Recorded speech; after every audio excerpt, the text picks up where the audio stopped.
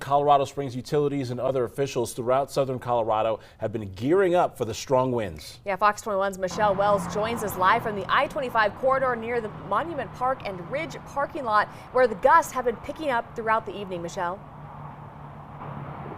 Rob, Rachel, you can see the wind here in Monument has died down substantially compared to Colorado Springs, but it's still blowing pretty hard at times.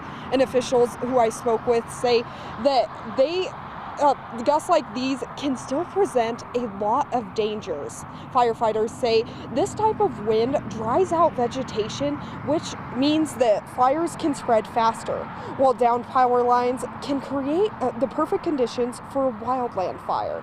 A leader with SoCo Interagency Wildland Fire Team says they're bringing in extra staff and important equipment to prepare in case of a wind-related emergency. Springs Utilities is also standing by in case the wind causes damage to any infrastructure and presents hazards to the public.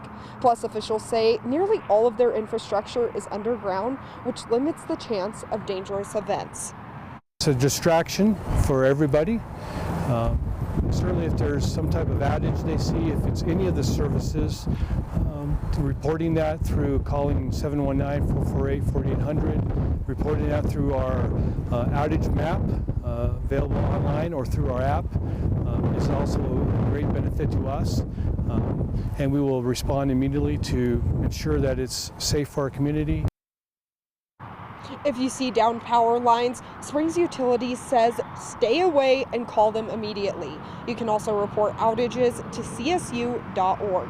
Live in Monument, Michelle Wells, Fox 21 News.